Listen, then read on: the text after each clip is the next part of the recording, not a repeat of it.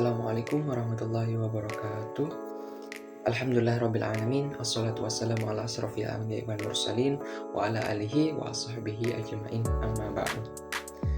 Sebelumnya perkenalkan, nama saya Renaldi dari Universitas UIN Raden Fatah Palembang, Fakultas Dakwah dan Komunikasi, Program Studi Komunikasi dan Penyiaran Islam. Di sini dengan tujuan saya membuat video ini ingin memenuhi syarat UTS dari komunikasi interpersonal yang sebagai dosen pengampunya Ibu Dr. Vivi Hasmawati MSI.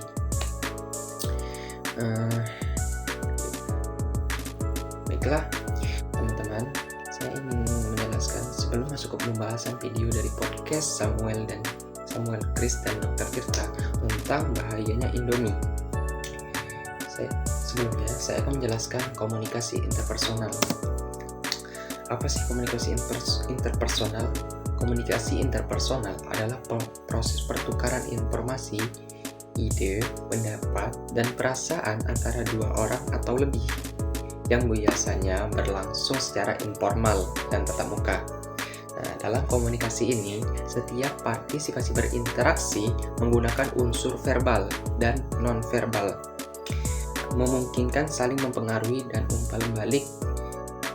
Langsung saja ke pembahasan videonya. Sebagai contoh komunikasi pada video podcast percakapan Samuel Chris dan Dr. Tirta. Kira-kira ini tuh virus monkeypox, apakah ini bisa jadi COVID yang akhirnya orang bakal lockdown gara-gara penyakit ini? Ya, jadi pada dasarnya gini. Dr. Tirta, thank you so much sudah datang ke podcastku. Siap. Ini podcast pertama yang berhubungan dengan kesehatan, Dok. Oh iya. Aku nggak pernah sebelumnya. Sebelumnya? Biasanya tentang ya isu-isu masyarakat aja sih, ekonomi kamu apa. Kan crypto bros kan kamu? Iya, kripto. Cuman ini pertama kali kesehatan, karena menurutku kesehatan itu penting banget. Biasanya finance kan? Biasanya finance. Cuman ini kenapa kesehatan ya, Dok? Karena menurutku ya investasi yang paling penting itu sebenarnya kesehatan dulu, baru finance dan lain-lain. Menggunakan model komunikasi interpersonal yang berbasis pada dialog. Nah, dalam format ini Dr. Tirta dan berbicara saling bertukar informasi dan pengalaman tentang kesehatan dan kebugaran. Kalian memungkinkan penonton untuk memahami pandangan pribadi dan profesional dari kedua pihak, menciptakan interaksi yang lebih hidup dan menarik. Diskusi yang bersifat santai namun informatif ini juga mendorong audiens untuk berpikir kritis tentang topik kesehatan yang dibahas. Nah, di dalam video podcast tersebut teman-teman, komunikasi dalam video tersebut ini dianggap berkelanjutan karena melibatkan pertukaran informasi yang aktif dan dinamis antara Dr. Tirta dan Samuel. Nah, mereka membahas berbagai topik terkait kesehatan dan kebugaran dengan menekankan pada pengalaman pribadi dan edukasi. Apa yang mengatakan mie instan berbahaya? Oke, jadi mie instan nggak berbahaya, Dok? Apa isu yang kamu dengar? Katanya tuh dibungkus lilin ya biar bisa tahan lama. Loh, sekarang tak tanya. Sebagai pembicara, mereka terlibat dalam diskusi yang dinamis, berbagi pengalaman pribadi dan pandangan tentang kesehatan dan kebugaran.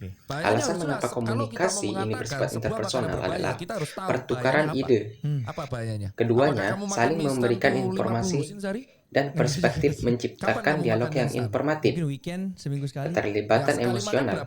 Pembicara menunjukkan interaksi emosional dengan berbagai pengalaman pribadi yang memperkuat hubungan antara mereka. Umpan balik langsung. Setiap pertanyaan dan jawaban dibangun pada poin sebelumnya, menunjukkan tanggung jawab dalam komunikasi. Model ini memungkinkan penonton untuk merasakan kedekatan dan relevansi topik yang dibahas. Kuat kamu makan mie instan sehari 10? Enggak. Selama 10 tahun? Enggak. Nah, oke, berarti sekali. Nah, yang jadi masalah adalah kita tuh memandang makanan tuh berbahaya kayak racun. Mie instan ini tujuannya digunakan untuk survival. Betul. Nah, ternyata dari penelitian, jika mie instan dimakan menggunakan sayur, telur, daging, ya ada gizinya lah. Ya udah, itu maksudku. Jadi mie instan itu jika dicampur menggunakan sayur yang pure sayur dan menggunakan daging atau telur rebus dua itu mengurangi efek dari pengawetnya.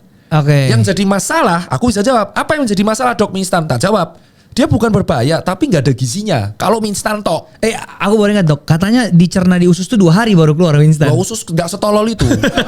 Oh, usus bisa dicerna. Udah, usus tidak sebego itu. Oh, gitu ya. Masa usus bisa milih, wah mie, oke gua ngambek mie nih. Oh, nggak bisa gitu. Wah ini mie nih bro, berarti saya tidak mau mencerna. Wah sampah lu bro, ngasih gua mie. Nggak bisa dong.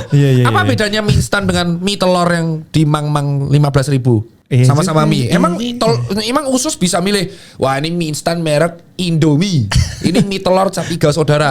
Nggak mau aku ngolah yang Indomie. Bisa gitu usus milih? Kan enggak. Enggak kan? Nah, mie instan itu kalau nggak ada apapun, dia cuman nggak ada gizinya.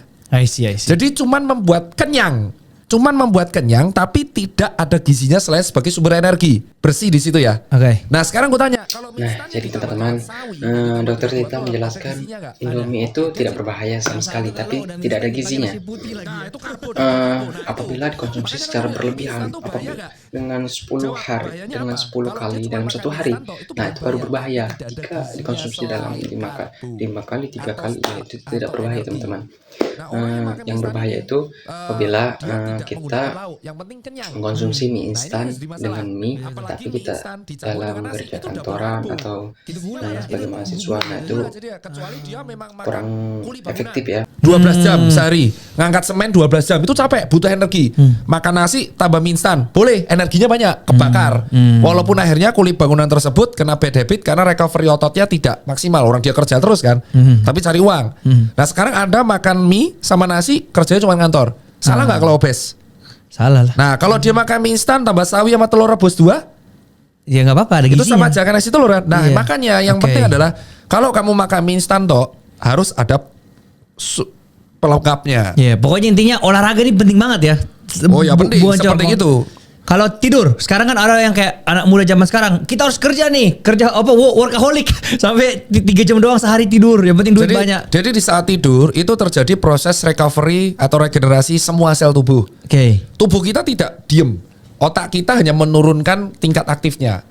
Semua tubuh kita tuh tetap aktif, jantung tetap aktif, pencernaan tetap aktif, cuman diturunkan. Karena energinya saat tidur tuh dialihkan biar kita fokus tidur dan digunakan untuk regenerasi sel. Nah sampai situ. Berarti kalau kita kurang tidur atau kita tidak tidur sama sekali, begadang itu tidak tidur ya. Ini tadi sudah jelas. Wah dok, kamu sampai jam 12 kamu begadang ya? Begadang itu tidak tidur. Begadang itu tidak. Baiklah teman-teman, mungkin itu saja video dari saya. Apabila ada salah, saya mohon maaf kepada Allah, saya mohon maaf pun. Wabillahi taufiq wal hidayah. Wassalamualaikum warahmatullahi wabarakatuh.